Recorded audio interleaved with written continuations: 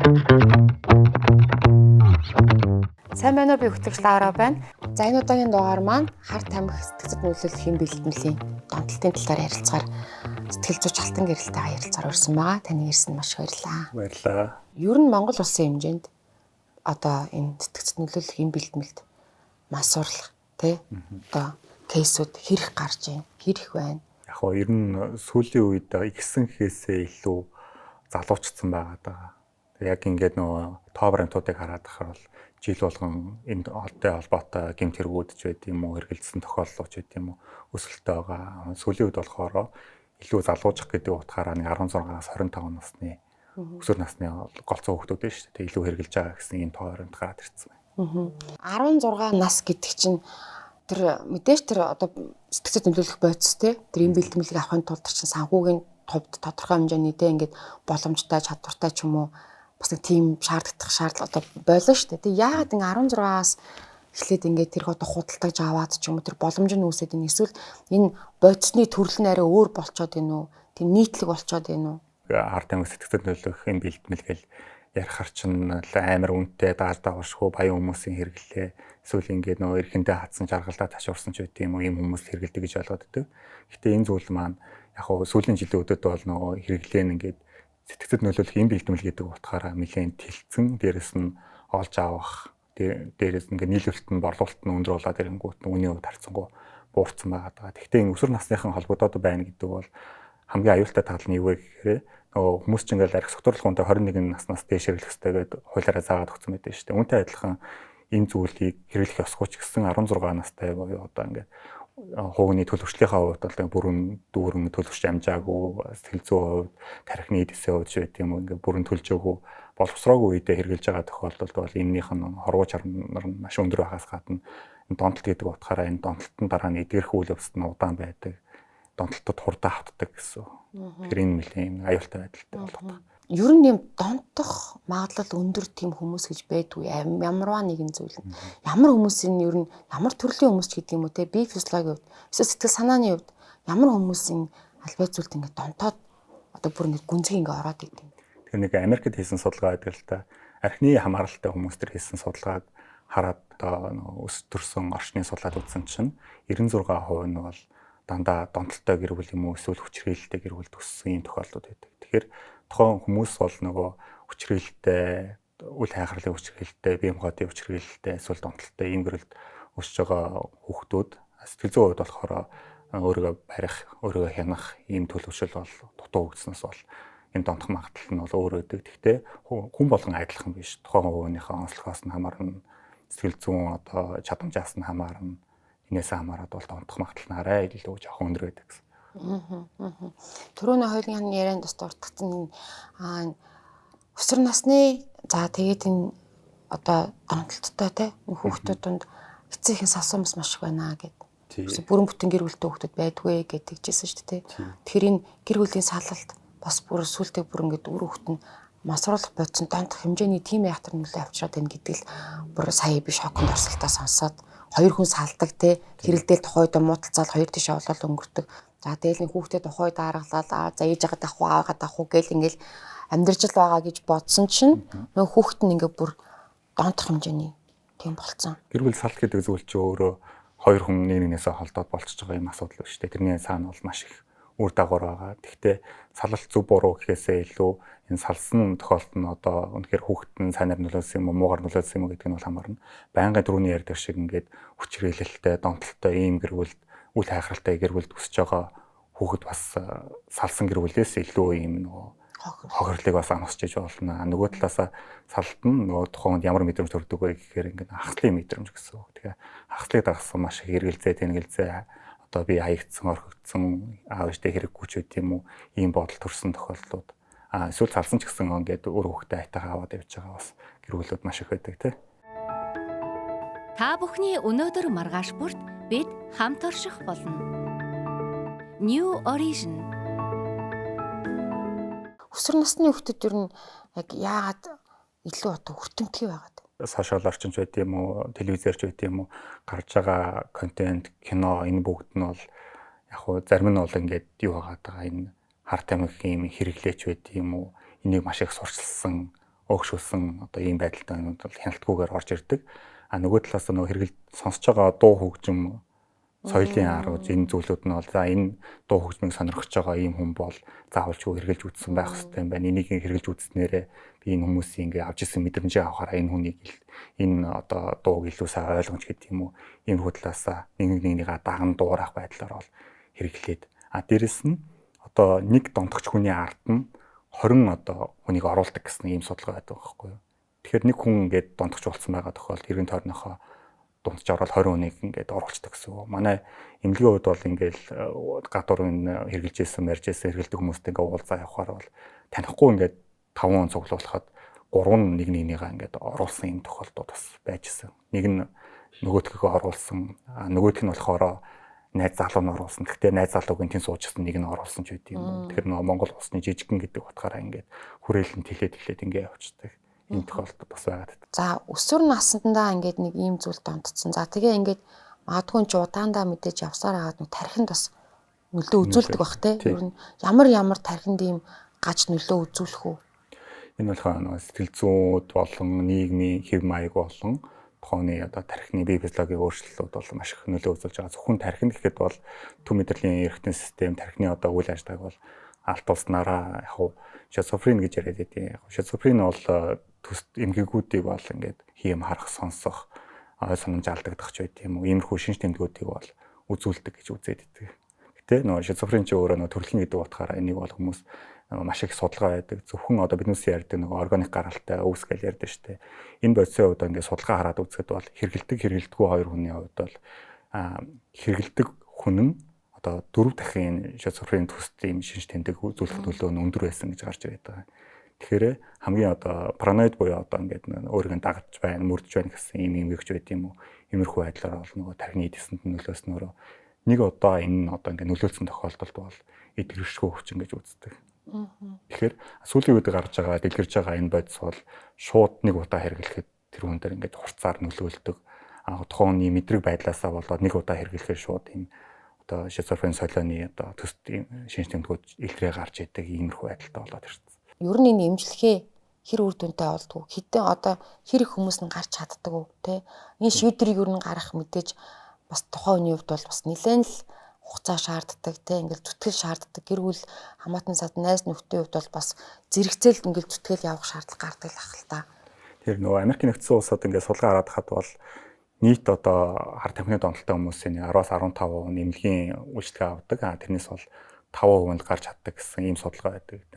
Олон улсын стандартаар бол эмнэлгийн орчинд энэ зүйлийн одоо донтолтой ажиллаж байгаа тохиолдолд бол гарах магадлал нь 60-70%. Энэ 60-70% ингээд хангаад ажиллаж байгаа тохиолдолд энэ эмнэлэг хэвийн үйл ажиллагаа явуулж байна гэж үздэг. Манай хувьд ч гэсэн яг адилхан тийм байгаад байгаа. Гэхдээ тэр хүмүүсийн хизээ гарсан гараагүй гэдгийг чинь бас богино хугацаанд 6 сар, урт хугацаанд 3 жил ч байт юм уу. Энэ огт хэрэглээгүй байж байгаа одоо тест үзлэг хийж бол энэ гарсан гэж үзэн шүү дээ. Нөгөө талаасаа донтол гэдэг зүйл чи өөрөө аль ч донтол ер нь бол адилхан допамин буюу одоо урамшууллын дааврыг бол ингээ маш ихээр шавхаж яадаг гэсэн. Тэгэхээр хүний сэтгэл санааг нэг юм өргөдөг хэд хэдэн даавар байгаа. Серотонин, эндорфин, допамин, окситоцин ингээ баяр жаргал, таашаал, эрүүл бодол төрүүлдэг, сайн сайхан жижиг зүйл ашигласан ингээ баяр жаргал, таашаалыг мэдэрдэг ийм даавар байгаа. Тэгэхээр бодис сэргэлж байгаа тохиолдолд ямар бодис одоо тайвшруулах төрлийн юм уу, сэргээх төрлийн юм уу эндээс хамаарат бол тухайн дааврууд нь ингээд огцон өсөд өгчдөг. Тэгэхээр тухайн санаа зовх зөвлөх болоод өөртөө ихтэй болоод ажил төрөлтэй болоод ямар ч нэг юм тааламжтай мэдрэмжийг бол авах нь тийм. Энийхээ дараа нөгөө бодисын үйлчлэгээ чинь мэдээж гараад ирэхээр шаардлагатай үе гэж явдаг. Шаардлагатай үе болохоор нөгөө өссөн хэмжээгээр дааврууд нь буцаад унцна гэсэн. Тэгэхээр сэтгэл санааг өргөдөх дааврууд унцсан юм чинь тухайн үед юу болох вэ гэхээр нөгөө сэтгэл санааг ингээд айц төгшөөр эргэлзээ сөрөг бодлоодоо оруулж ирдэг адреналин, кортизол гэдэг дааврууд ч юм бол хэв хэмжээнд байгаад байгаа шүү дээ. Тэгэхээр тэр хүний сэтгэл санааг бол адреналин, кортизол хоёр удирдах явчихна гэсэн. Мэдээж нөгөө нэг сэтгэл санаа доошоо унцсан хүн чинь тэрийг өсгөхийг бодно. Өсөхийн тулд дахиад нөгөө бодисоо согтруулах хүнтэйгээ хэрэглэнэ. Дахиад нөгөөх нь ингээд өснө. Гэхдээ өмнө өсөжсэн шигээ бол ерөөсөө өсөх боломжгүй баг ингээд хэрэглэх тусам баг л байдаг. Тэгээд сүүлдээ болохоор энгийн үед байсансаа дор болж ирнэ. Хэрэглэсэн үедээ энгийн үед байсансаа дор болж ирнэ. Хамгийн сүүлдээ яадаг вэ гэхээр тухайн хүмүүс зөвхөн нэг өвчин амдах байдлаар буюу жоох нэг юм амрах гэж жоох ингээ нэг сэргэж нэг юм биетээ ирчүүч орох гэж юм уу эсвэл бие махбодынхаа тэрийг өвдөл зөөрийг тэр сэтгэл зүйн шаналгаагаа одоо дарахын тулд хэрэгэлдэг байдлаар болоод ирчихэж байгаа. Хүний нөгөө тарих гэдэг зүйл чинь өөрөө дандаа юмыг ингэж хялбарчилж явж байдаг. Хэдүүлээ ингээд бодоод үзэл дадал зуршлын хувьд бол анх машин бариад сурж ахт чи ингээд замаа харах уу, толиндоо харах уу, араандаа хийх үү, хаазаа өгөх үү, хоромсоо гიშх үү гэл маш их зүйлээ чинь ингээд нөгөө механикаар хийж байгаа. Дараа нь машин бариад ингээд сурсан тохиолдолд би өнөөдөр яран бас энэ хүртэл ирэхтэй бараг хаагуур явж ирсэн гэж мэдэхгүй хаана гэрлийн төхөөндөр зогсоод ямар машины урдуур дайрснаа ч бол мэдэхгүй шүү дээ. Энтэй адилхан тарихт бүх юмыг хялбарчилж явдаг учраас нэг удаа ингээд хялбарчилсан тохиолдолд за энэ би ингээд төгшөөртэй байсан бол би готролтой байсан бол энийг өөр ингээд дараад иж болт юм байна. Энийг байн хэрэглээд байдаг ингээд нэг циклд ороод ирэхээр энэний торгосоо гарч болох болчдөг. Манайд байдаг ойлголт нь энэ бодис хэрэглэг бол зүгээр ингээд хийж байхаа олж яатсан тий. Тэгэл өвчин гэдэг талаас нь ерөөсөө хардггүй гэсэн. Тэгэхээр энэ хүн бол одоо бөөр өвдөхөр яадэ, илүү өвдөхөр яадэ, ханаа төрөхөр яадэ гэдэгтэй адилхан энэ хүн бол өвдсөн хүн энэ хүнд бол урт хугацааны мэргэжлийн байгууллага эмнэлгийн үйлчлэгээ хэрэгтэй гэдгийг бол ойлгодгүй. Тэгээ дээрэс нь энэ хүмүүс нөө бодис хэрэгэлсэн хүмүүс бол хэн ойлгодгүй гэхээр бодис хэрэгэлсэн хүмүүс нь л ойлгодог. Ар гэрийнхэнтэйгээ мянгаар харилцах гад ойлголцох энэ хэмжээнд бол хүрч чадахгүй гэсэн. Бүгд найрамдах Солонгос улсад хамгийн түрүүнд эмэгтэйчүүдийн эрүүл мэндийн ач холбогдлыг дуу хоолойгоор илэрхийлж, витаминыг лабораторид бус байгаль эхийн хэвлээд ургуулсан бүтээсэн. Илүү эрч хүчтэй эрүүлэр хөгжрөлтөө өгдөхийн төлөө томчууд хүүхдүүдээс эхлээд хүн бүр өөрийн биеийг аюулгүйгээр арчлан хамгаалах боломжтой байхаар бүхний өнөөдөр маргааш бүрт бид хамт орших болно. Мансуурна гэдэг үе бид нар ойлгохдоо нэг тарих мансуургал юм шиг л бодоод идэв шүү дээ. Тэ ингээл мансуураал ингээл яваад. Гэтэл яг үүндээ энэ тарихнаас гадна энэ сэтгцэд нөлөөлөхөөс гадна бие махбод бүр ингээд чинь нөлөөлөлт ам дотор нөгөө ингэхтэн уушиг муушиг гэж ярьжсэн шүү дээ. Тэгээ нөө суц руу гашхаад байгаа чинь тэ тэнгууд буцаад дотор иргэдүүдэд яаж бас нөлөөлдөг вэ гэдэг талаарс яриул тэ. Тэгэхээр яг зориултын бус бодисыг ингээд суц руугаа шахаж байгаа ийм тохиолдлууд маш их байгаа. Дээрээс нь одоо сүүлийн үед нөгөө зүү тариураач ингээд энэ чим бичгээр ингээд өгч хэрэгэлдэг болсноос ахгуулаад ингээд хоорондоо зүү тариураа сольж хэрэглэхээс нөгөө илгэний ЦВ вирус ч байт юм уу. Тэгээд энэ зориултын биш бодисыг одоо өвчин намдах хэмжээд юм уу энэ бодисуудыг ингэж хэрэглэснээрээ тухайн хүмүүсийн уушгин гэмтэх. За дээрээс нь захын нөгөө хэлхсэн гар хурууны хөлийн хэлхсэн суцууд нь бүгд өрснөөр гар хуруугаа тайруулах ч юм уу. Одоо зөвхөн он гарснаас хойш нэг хувийн эмнэлгээр ингээд гар хуруугаа тайруулсан тохиолдол бол 40-д гарсан байна. Тэгээ энэс нөө бусд одоо гэмтэл дээрч байт юм уу тайруулсан тохиолдол хэд байгааг бол мэдэхгүй. Тэгээд уушгины ингээд анхаг сүрье гэдэг онцгоор өнгөрсөн тохиолдлууд хэд байгааг бол мэдэхгүй. Тэгэхээр энэс маш их юм сөргөнөлтөөнүүд бол байж байгаа гэсэн. Дээрэс нь яг энэ бодисыг суцаар тарьж хэрэглэж байгаа тохиолдолд бол дунд хугацаа 5-8 жилийн насжилттай гэж явж байгаа. Зөв. Тэгэхээр энэ хүмүүс одоо ер нь бол удаандаа л нэг иймэрхүү жилийн насжилтаагаар амьдрдаг гэсэн. Түүнээс бол ингээ бие махбодын дийлхэ ойлоод өгчтэй гэж ойлгож байна. Түрүү ярьсан ийм хэрэг нөгөө уушиг нэгэнт одоо тий ийм байдалд ирсэн болвол бас энэ ч нөгөө эмчлэгдэх юм нь бас бүр ингээд нэлээ хэцүү болоод боломжгүй болчдөг. Хугацаа алдчихсан.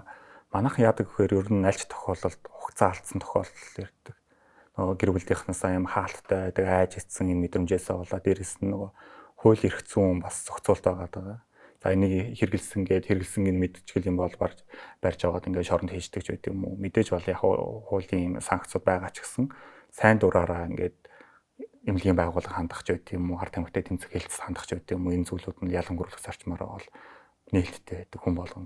Манай эмнэлэгт ингээд би танай эмнэлэгт төвнөрөө би юм асуудалтай юм а гэхэд бол тэр хүнийг ямар ч хуулийн байгууллагад мэддэггүйгээр манайх ингээд эмчлэх юм боломжтой. Дээрээс нь хувийн нууцлалыг маш сайн хангаж өгдөг.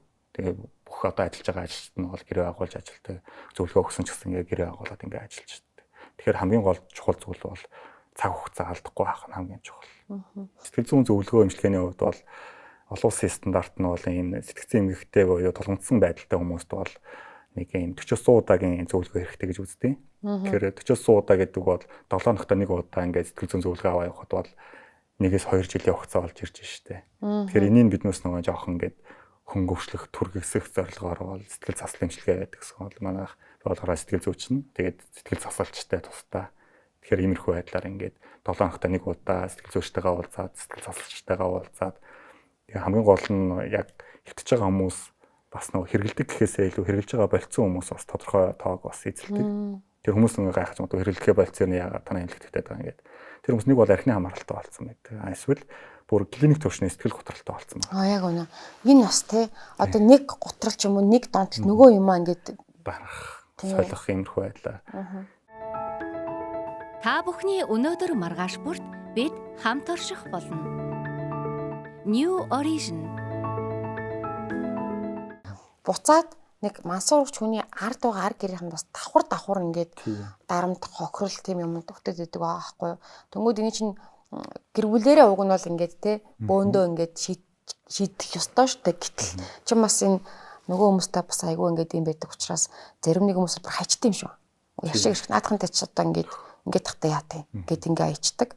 Тийм тэгэхээр түрүүний одоо хоёрын ярьжсэн юм ар гэрийнхэн аяг хохирдгоо гэд ярьжсэн тий. Тэр нөө үхтэл үр харам гэдэг нь шүү дээ. Тэрнтэй адилхан түрүүний одоо гэр бүлийнх нэг хүн ингээ донтолтой хамааралтай ингээ зов шаналаад нүдэн дээр нь ингээ байж байгаа тохиолдол тэр хүнийгаа ингээ аврахыг хичээнэ ярилцахыг хичээнэ. Мэдээж донтолтой хамааралтай хүмүүс бол энгийн үнтэй бол ярилцах тийм төвшний олно нэг юм сэтгүү бол байхгүй. Тэгээд үүнээсээ болоод сүултээ нөгөөх нь ингээд мөнгө төгрөгөөр эхлээд бол мөнгө төгрөгөөр хангадаг нөгөө байцаа авахтан зориулж мөнгө өгдөг болно, дараа нь өөрөө олж өгдөг болно. Тэг хүнээс амараад бүр сүултээ нөгөө мөнгө төгрөгөө олдохоо болоод ирэнгүүт нь энэ тентээс аваад өөрөө худалдан борлуулдаг болно. Иймэрхүү тохиолдолд сүулт гэхэд нэг одоо донтогч ээж нь бол 10 жилийн ял авч ирсэн юм тохиолдол бас Монгол гарч ирсэн. Тэгэхээр энэ бол маш тийм хор хөнөөлтэй зүйл. Ер нь ингээд донтолтын үед бараг нөгөө ар гэрийнх нь хүмүүс илүү сэтгэл зүйн байдал нь бол хүнд болсон байдаг. Наазах ингээд юм ярихад нэг яриагаа ингээд 5-10 дахин гэж одоо ингээд зургцсан шинцэг гэж ярьдэн шүү дээ. Яг тэгж ярьдаг. Тэр хүмүүсийн стресс нь тийм өндөр хөвчөнд байгаа даа. Тэгээд нөгөө хүмүүс нь ингээд итгэрээд одоо гэр бүлийнх нь итгэрээд гарлаач гэсэн болчлоо гэж бодоход нөгөө ар гэрийнх нь эцээ буцаад хэрэгжилчих бол яачих бол гэсэн энэ санаа. Одоо хаана явж байгаа бол гэл ингээл байнга шүний нойргуул байна л гэсэн үг шүү дээ тий. Түрүүн хоёлаас ярьжсэн. За хэрэглэхэ болцсон ирний дараагийн донтолт өөр донтолт архины ч юм уу хамааралтай. За магадгүй өөр энэ чинь нөгөө ямар нэг юм тэр нөгөө хоёулын яриадсан тэр нөгөө нэг болцоодыг л авах гэдэг шүү дээ. Өндөр нөгөө допамин нэтэрийг авах гээд тэнгууд нэгээ болчоор нөгөөдгийг нь өгч болох тэр өөр юмнууд руу ингээ яваад байдаг гэдээ ярьжсэн шүү дээ. Юу руу орох боломжтой гэдэг. Тэгэхээр яг хуу сэтгэл зүй талаасаа бол хүний хангагдаагүй хэрэгцээ хэзээ нэгэн цагт одоо тэрийг хангахын төлөө ингээд явж идэг араас нь хөөцөлж идэг гэсэн нэг юм онол байдаг л да. Тэгэхээр тэр хүмүүс нөгөө нэг юм бодисын хэрэглээ байдаг бол цаана нэг юм сэтгэл зүйн одоо гэмтэл байгаа. Тэр гэмтэл нь одоо комплекс хэлбэрийн одоо цогц хэлбэр болоод ирсэн гэж ойлгож болно. За энэ зүйл нь бол мэдээж нэг хангалтад болох ч үе байна. Эсвэл болохгүйгээр өөр зүйлээр солигдох ч үе байна. Хамгийн хилэрдэг зүйл бол мэдээж юу гэдэг. Архины хамаарал гэдэг. Гэтэ ер нь хар тамхины донтолтой хүн юуны морьтой толгойн донтолтой болж байгаа тохиолдол одоогоор бол гарч ирээгүй. Архин руу бол шилжих тохиолдол бол их амархан байгаа. Тэгэхээр нөгөө биднээс ярьдаг буруу эдгэрэл гэж үздэг байхгүй юу? Тухайн хүн яг болохоо хэрэглэхэ болцсон ч гэсэн буруу эдгэрэл гэдэг бол сэтгэл зүйн бол ингээд маш хүн дээр гэмтэл авцсан. Энэ зүйл нь одоо бодисыг синтетик төрлийн бодисыг нэг удаа хэрэглэхэд тухайн хүний сэтгэл зүйн ингээд эмх замраагүй болчихно гэсэн. Ямар ч эмх замраагүй болчихно. Тэгээ тэрнтэй ингээд мэрэгжлийн төвшөнд ажиллахаас өөр ямар ч аргагүй болох байдлаар л. Тэр үнтэй бол маш сайн нөгөө мэрэгжлийн төвшөнд ажиллах шаардлагатай. Яг хар тамхи биш одоо морьтой тоглоомч байт юм уу бус тохиолдол бол энэ гадуур бас ингээд зөвлөгөөгөө аваад ч байт юм уу тех явах бас боломж байдаг. Хар тамхины хувьд бол хэвтэж байгаа хүмүүс тэгдэг байхгүй. 7 хоног хэвтчихэл 14 хоног хэвтчихэл би гармаар байна. Иймч ажилтай, тиймч төрөлтэй ингэхгүй л болохгүй, тэрхгүй л болохгүй нэгэд дараа нэмлээс гарах үедээ надад хэлж байгаа байдал нь та намайг ингээд тэр үед гаргаагүй чинь өстой баярлж явдаг шүү. Би яг л би угаасаа яг гараад хэрэглэе гэж бодоод тиймэрхүү юм яриад байдаг байсан ингээд. Тэг 1 сар болчоод гарыг гэж хатан гаргаагүй тохиолдол 2 сар 3 сар болоо гарахад жилийн дараа надтай уулзаад шийд юм уу. Би яг тэр үед ингээд хэрэглэх гээл гарах гэдсэн байхгүй юу гэж тэгж ярьж байгаа тохиолдол. Тэгэхээр тэр хүмүүс өөрөө хяналтгүй байна л гэсэн. Тэр үед нь л зөв чиглүүлээл тэгэхгүй нөгөө хүмүүс чинь ингээл ар гэрийнхэнтэйгээ холбоотой би ингээ гарах гэсэн энэ эмнэлэг надад таалагдахгүй 4 оны дунд хэцүү байж байт юм. Тэгэхээр эмнэлгийн нөхцөл гэдэг чинь бол тохон өөрөө болгон бусдад нөгөө гэмтэл хохирол учруулж болох ийм нөхцөл байгаа даа шүү дээ. Тэгэхээр мэдээж энэ чинь тодорхой хэмжээний ингээд нэг хордлох шүү дээ тий бас ингээл энийг одоо тайлах гэж байгаа учраас эмчилгээний хувьд бол мэдээж ганц хоёр удаагийн болохгүй. За урт хугацаа одоо хэвтэж имжлүүлж байгаа юм чинь ингээд за хэвтэж имжлүүлээд гараад бас эрүүл зүг зүгээр болчихгүй тийм чинь цаашдаа бас ингээд дандаа өөртөө хяналттай байх, за хэрэглэхгүй байхын төлөө одоо сэтгэл зүгээ бүх зүйлээ янзлах. За тэгээд гэр гэрийнх нь бас хамтдаа хичээх болчдөг баг. Тэгвэл энэ нэг юм урт хугацааны имжлэгээний үйл явдлыг бас хүмүүс даахгүй байх шиг байна л да. Тийм тэр хүн ингээ байжснаа гинт тэсгэл алддаг ч юм уу тий. Гэрийнхэн ч гэсэн нөгөө нэг хүнээ бас амар түлхтэй юм билээ штэ. Ингээд нэг гайгүй болохоо явж байхад нь тэр энийг картаа энэ ингээл ч гэдэг юм уу тий. Нэг үгээр иддэг ч юм уу. Ямар нэгэн байдлаар сэтгэл зүйг нь дахиад нөгөө хэрэглэх төвшөнд аваачдаг. Эсвэл амьдрал дээр нь ажил дээр нь янз янзын ингээд болоод нөлөөлөд тахлаар нөгөө хүн чинь нөгөө хамгийн түрүүнд хамгийн сайн хийж чаддаг юм руугаа л явд юм шиг байгаа юм л да. Тийм гадны нөлөө бас ингээд яг нөгөө гарч явж байгаа үед нь ч юм уу те засарч ингэж имлэгдэж явж байгаа үед нь бас ингэ гараад идэх саадууд бас байдаг байна. Яг сэтгэл зүйчийн хувьд бол шинж тэмдгийг ингээ ажиглаад өнгөрсөнд мэдрэмжсэн тэр мэдрэмжүүдийг ингээд гаргаад ирэхээр энэ хүн хамааралтай, донтолтой болохгүй байсан ч гэсэн ирээдүйд сэтгэл зүйн асуудал одоо сэтгцэн эмхтэй болох нэг магадлал бол айгүй өндөр юм байна гэсэн ийм тохиолдлууд гарч ирдэг. Тэгэхээр тэр хүмүүс бол нөгөө яг ингээд нөгөө гай газар доороос гэдэг шиг ингээд явж байгаад ингээд энэ зүйл орцсон юм тохиолдол бол байдгүй. Нөгөө талаасаа бол маш сайн ажиллаад өгсөн тохиолдол нөгөө анхан шатны 6 сараад авцсан цагаас хойш бол тэр хүмүүс буцаад хэрглэж чинь амьдралд бол хүний залуу хүмүүс байгаа мэт чинь амьдралд нь тий гэр бүл салах найз нөхдөсөө тий харилцааны ч юм уу ингээд ажил төрөл дээр ингээд зөндөл асуудал гарна шүү дээ. Ингээд тавлахаар асуудал гарч ирнэ.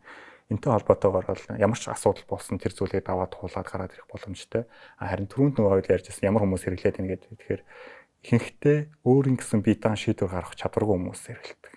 Юу вэ гэхээр нөгөө багаас нь өсөлт хүмүүжлээрээ шийдвэр бүх юм хэлж өгдөг, зааж өгдөг, хизээ унтах, хизээ гэртээ ирэх гэсэн бие даах ямар ч чадваргүй болсон юм хүмүүс магадгүй бус хүмүүсийн ингэж нөлөөлөлд орох автах байдал нь өндөр байдаг учраас хэн нэгэн тэр зүйлийг санал болгоход үгүй гэж хэлж чадахгүйгээр л хэрэглчээд байдаг. Энэ нь санаа. Тэгэхээр яг нөгөө сэтгэл зүйн зөвлөгөөний үеэр бол энэ хүмүүсийн төлөвшөл бие даах талаас нь маш сайн ажиллаж өгөхгүй бол бас Тийм байна л та тий. Бүгд найрамдах Солонгос улсад хамгийн түрүүнд эмэгтэйчүүдийн эрүүл мэндийн ач холбогдлыг дуу хоолойгоор илэрхийлж, витаминыг лабораторид бус байгаль эхийн хэвлээд ургуулсан бүтээсэн илүү эрч хүчтэй эрүүлэр хөгшрөлтөө өгдөхийн төлөө томчууд хүүхдүүдээс эхлээд хүн бүр өөрийн биеийг аюулгүйгээр ачлан хамгаалах боломжтой байхаар бүхний өнөөдөр маргааш бүрт бид хамт орших болно. Хэрвээ одоо өөр хүүхэд нь ингээд мансуурат ч юм уу мансууруулах бодис ямар нэгэн зүйл хэрэгэлсэн байгаа тохиолдлыг эцэг их зүгээр одоо ингээд мэдээч гэвэл шинж тэмдэг ч юм уу те ямар шинж тэмдгүүд байдгийг. За тэгээ дээрэс нь энэ бол нөгөө хашил маршил шиг бие мэгэн дээр туурал учир зүггүй ингээд ил харагдахгүй болохоор тэгээ дээрэс нь өсвөр насны хүүхд угаасаа л айс зан болдохгүй байж чадчихт нь тийм болчоор угаасаа л ингээд бас ингээд анзаарахгүй байх гэдэг тохиолдлууд байдаг байна. Тэгэхээр яг биднээсээ хувьд бол яадаг л та нөгөө мэрэгжлийн хүмүүсийн хувьд бол баг зөрүүд өнгөрсөн тохиолдол байгаа энэ хэрэгэлцүүн явж байгаа мэдчихдэг. Энгийн хүмүүс эцэгчүүдийн хувьд бол мэддэг одоо нөгөө боломжгүй болчиход байдаг.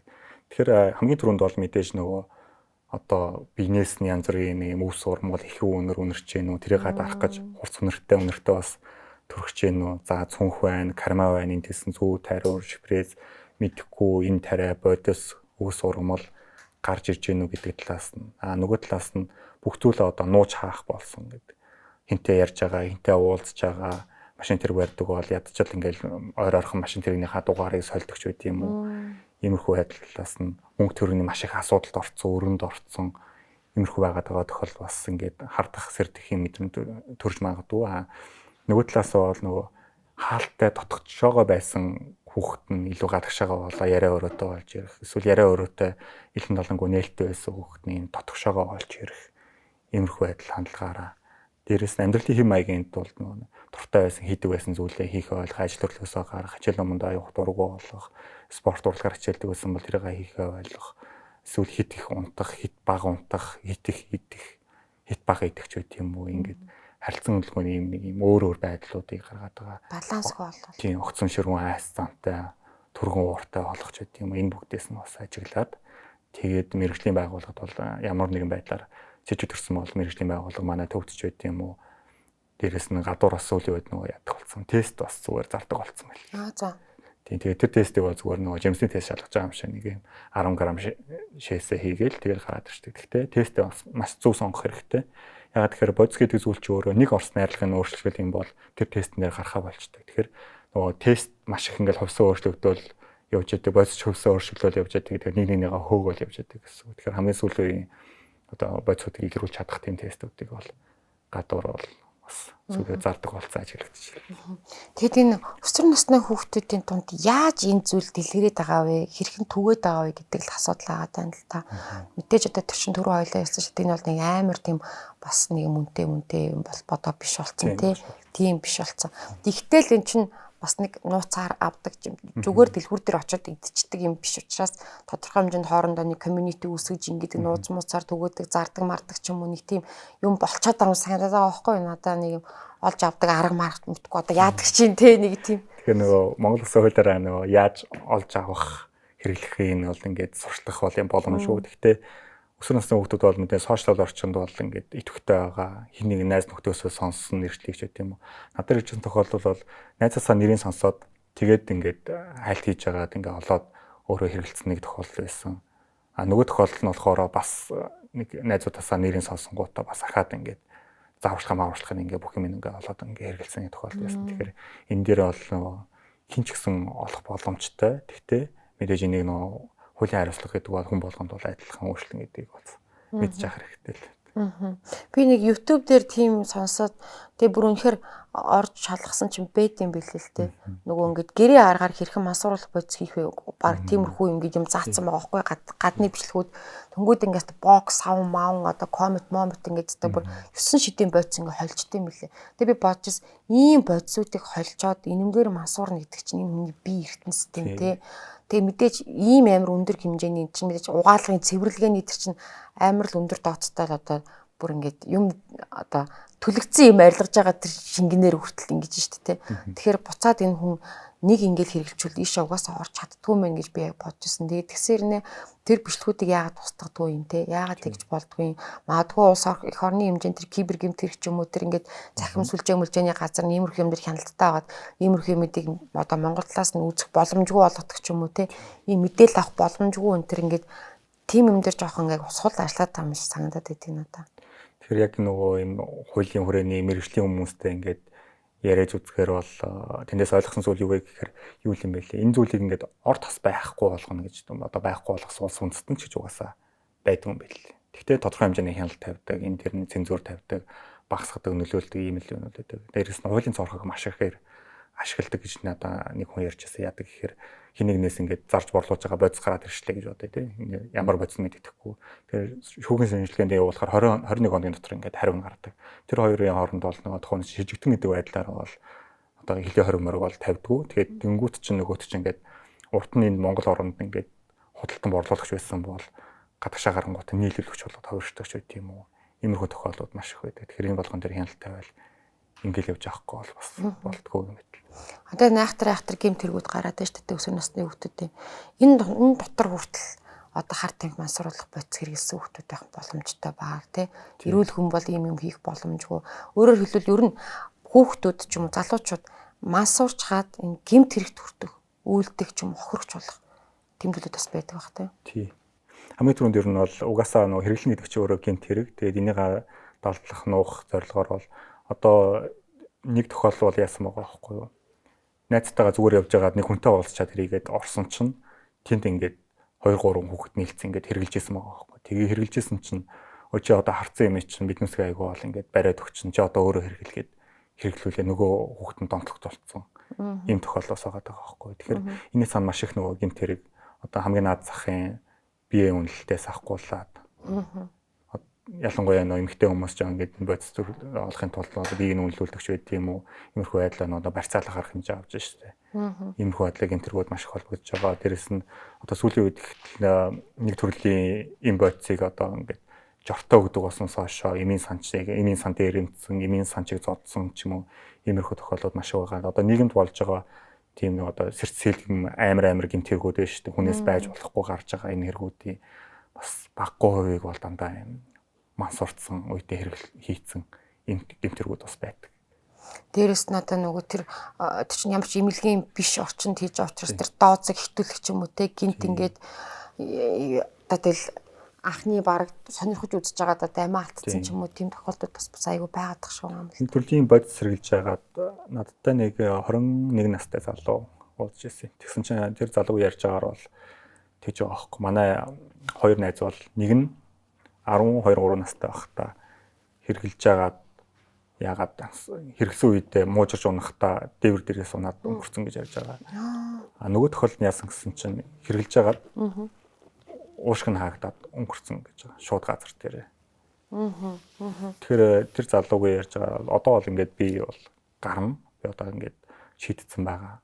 Гэхдээ ингээд намайг ингээд гарчих юм бол надаас үлгэр жишээ авч дуурах маш олон хүмүүс байгаа. Ягаад тэгэхээр миний нөгөө хамт хэрглэж ирсэн адилхан хэрэглээтэй хүмүүс бол ингээд үхээд өнгөрөө дууссан. Би одоо ингээд намайг гарч чадахгүй юу эсвэл хүмүүс намайг эзэн өнгөрхийг л хүлээгээл байж байгаа юм шиг надад ийм санагддаг гэж ярьж байна. Тэгэхээр ялцчгүй нас нь амар жоохон дөнгөж 20-21-тэй ирнэ те.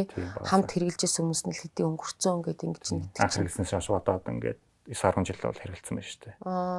Тэгэхээр нэг төрлийн нөгөө одоо нийгэмд хамгийн их хэрэглэж байгаа бодис байгаа. Энэ бодис Монголд одоо коронавигийн үеэр буюу нэг 4 жилийн өмнө орж ирсэн. Тэгэд энэ бодисыг хэрэглэж байгаа хүмүүс нь яг 4 жил анх орж ирэхэд нь хэрэглэжсэн хүмүүс бол одоо ингээ өнгөрөөд дараачих юм байна. 4 жилийн өмнө хэрэглэжсэн хүмүүс нь өнгөрөөд усгаа 3 жилийн өмнө хэрэглэжсэн гэл ингээд араад. Коронавигийн үеэр яагаад орж тэр им бэлтгэл гэж орж ирсэн. Тийм бэлтгэл гэж орж ирсэн. Ханад нь. Тий. Тэгэхээр биднес нөгөө юутай тулалж байгаагаа, нүүр тулж байгаагаа мэдэхгүйгээр тэр зүйлийг ингээд ялах боломж байхгүй шүү дээ. Тэгэхээр яг ийм нөгөө сошиал орчимч байт юм уу, энэлийн одоо 10 жилийн боловсролын системч байт юм, энэлийн мэдээллийг маш сайн оруулж өгөх шаардлагатай юм шиг санагддаг. Ягаад тэгэхээр одоо эн чинь болохгүй бүтэхгүй пүү гэл ингээл нэг аргресэн зүгээс ингээл хориглол байдаг. Энээс нь болоод бол нөгөө хүмүүс чинь ингээд улам юм сонирхол төрдөг нэр яагаад гэдэм бол гэсэн байдлаараа өсвөр насны хүүхэд чинь бол нөгөө нэгнийгээ даган дуурах дээрээс нь юм бүлэг одоо хариалагдах хэрэгцээ маш өндөр байдаг. Тэгэхээр тэр нэг бүлэгт нь ингээд бүлгийнх нь хэрэглээд байгаа тохиолдолд би энэ зүйлийг хэрэгжилж энэ бүлэгт хамааралтай болох юм байна гэсэн юм сэтгүүтэй байгаад байдаг. Тэгэхээр энэс нь ингээд хүүхдүүдэд багаас нь маш сайн бие даах, өөргөө хянах, бие тань шийдвэр гаргах, аль нь зөв, аль нь буруу гэдэг бас зааж өгөх шаардлагатай юм шиг санагддаг миний хувьд бол. Яг энд дээрээ твтж байгаа хүмүүс дээр бол энэ зүйлийг нөгөө би огт ингээ хэрэглэхгүйгээр болчих гэсэн юм шийдвэр гаргуулах гэж маш их цаг алдаад идэг. Тэгэхгүй бол тэр хүмүүс чинь за би яг болох юм байлаа гэхдээ нэг хаяа нэг хэрэглэн гэсэн юм сэтгүүтэй. Хаяа нэг хэрэглэн гэсэн юм ойлголт бол байхгүй, нэг хэрэгэлцэн л бол өмнө донцсон байсан ч буцаал хэрэглэн гэсэн. Нөгөө талаас энэний хор хөнөөллийг бас ойлгодгүй. Мэдээж яг архины хамааралтай хүмүүстэй ингээд ажиллахад бол баг ийм 10 хүний 2 нь л би үнэхээр гарыг гэсэн юм сэтгэлдэлтэй байдаг. Хар тамхины хувьд болохоор 10 хүний 8 нь жохоо би үнэхээр гарч гасан гэсэн үг нь бодолтой байдаг. Гэхдээ угаасаа донтолтынх нь ийм донтуулах чадвар маш өндөр болохоор гарах бол боломжгүй болсон. Тэгэхээр гарч байгаа тохиолдолд нөгөө найз нөхөд хүрээл байгаа шүү дээ. Энэ хүрээл нь бол тэр хүмүүстэй маш их юм татлаа чадлан чангаатай дургу гэсэн үг. Яаж иж байгаа буцааж оруулах, яаж байгаа хэрэглүүлчих гэсэн юм санаа бодолтой. Уруу татчих гэсэн юм бодолтой. Тэр нь бол бас сонирхолтой л таа. Арх хэрэглэдэг хүмүүсийн юм бол 12 нь те гэж яах одоо масуурч хүмүүсийн хувьд бол 18 гарыг гэдэг хүмүүс байдаг гэсэн бодолтой. Энэ яагаад юм бэ дүү? Магадгүй нөгөө юм бие махбодын өвдөлтөн цовөр нь маш их байдаг учраас энийг бол болохгүй бол угаасаа дээрэс нь тэр хүмүүс ч нөгөө донцсон хүмүүс ч гэсэн тэнэг хүмүүс биш шүү дээ. Тэгэхээр эцсийн зогсоол нь хаана гэдгийг бол бүгдээрээ мэдчихэдэг. Тийм учраас ингээл тэр зогсоол руугаа хүрэхээс өмнө л ингээд гарч ирсэн болчихсон. Бага бүхний ингээд алдаад шүү дээ. Алдаж дуусгаасаа өмнө л болчихсон гэсэн ийм бодолтой. Нэг удаа хэрэглээд үзчихье. Тэр дараа нь болчихъя гэж ийм ойлголт бол яг синтетик төрлийн бодис ч юм уу ер нь бол байхгүй. Нөгөө талаасаа би буцаад ингээд нөгөө хай нэг хэрэглээд ингээд байж гэсэн ийм ойлголт бол байхгүй гэдэг маш сайн ойлгохгүй бол энэ дээр л хүмүүс алдаад идэг юм. Өөр чинь одоо ингээд ажиллаж исэн кейсүүд дээр те ингээд одоо өсвөр насны ч юм уу одоо залуухан одоо ингээд одоо мансуурт одоо ингээд бодит ингээд автчихсан байж хаад айгүй гоё ингээд гараад ингээд засраад ингээд гоё явж байгаа гоё тийм гэгээлэг гоё тийм кейс байл. Тэгэхээр нөгөө одоо хүний мөн чанар ч юм уу төлөв зорилгоч гэх юм уу энэ зүйл чинь ингээд өөрөөгөө таньж мэдэх ялан дийлэх штэ. Миний удаа яг тэгж боддог байхгүй. Тэгэхээр тэр хүмүүс нэг удаа ингээд өөрөөгөө ялан дийлцсэн хүмүүс ямар ч ажил дээр ямар ч одоо гэр бүлийн харилцаан дээр ч үгүй юм уу амжилт гаргаад явах бүрэн боломжтой юм хүмүүс. Тэр их өвдөлтийг даваад гараад ирсэн хүмүүс өөр юм амьдрал тохиолдог жижиг сажиг өвдөлтийг бол даваад гарчих юм боломжтой. Тэгэхээр яг ингээд дэгрээд явж байгаа нийгэмд гараад явж байгаа хүмүүс бол маш мундаг нийгэмдээ бол ингээд бүх амьдралаа ингээд цогцлогоод ингээд явж байгаа. Бүрэн нөлөөлөгч болсон. Тийм бүрэн нөлөөлөгч болсон. Гэхдээ манайхан даа нэг жоохон ичимхий чанар байдаг болохоор миний хувьд бол тэр хүмүүсийг ингээд нөгөө би одоо хэрэгэлдэг хүмүүс зөвлөгөөнийг өгөх нэг өөр шүү дээ. Нөгөө хэрэгэлдэг байж байгаа болцсон хүмүүсийг өгөх бол шал өөр тусдаг байхгүй. Тэгэхээр илүү нөлөөлөгч байгаасаа гэж хүсдэг. Тэгээ манайхан зарим нь бас яг тэр талаараас ингээд шийдвэр гаргаад бүрэн дүрэн зориулж бас чадахгүй л ах шиг байна. За тэгээд энэ сэдвэр биднэрт маш гоё нээлттэй ярилцсан монд юм төгс сэтгэл зүйч Алтан гэрэлтэнд маш их баярлалаа. Ингээд маа нэвтрүүлэгт оролцсон танд баярлалаа гэд нэвтрүүлгийн хамтран ажиллагч New Origin компани одоо далайн зам үний омега 3 болон энэ хоол задлагч ферментээр бэлэг болгож байна. За ажилтны амжилт хүсье. Та бүхний өнөөдөр маргааш бүрт бид хамт орших болно. New Origin. Өсвөр нас бол мөрөөдөл дүүрэн нас байдаг. Харин энэ сайхан насыг бид мансууруулах бодисны хоригч болж болохгүй лээ. Тэгэхээр эцэг эхчүүд та бүхэн энэ доогоороос бас нэлээд зүйлийг ойлгож авсан гэдэгт итгэж байна. За маа нэвтрүүлгийн хамтран ажиллагчаар New Origin брэнд байлаа. За дараагийн дугаараар дахин уулзлаа. Түр баяртай.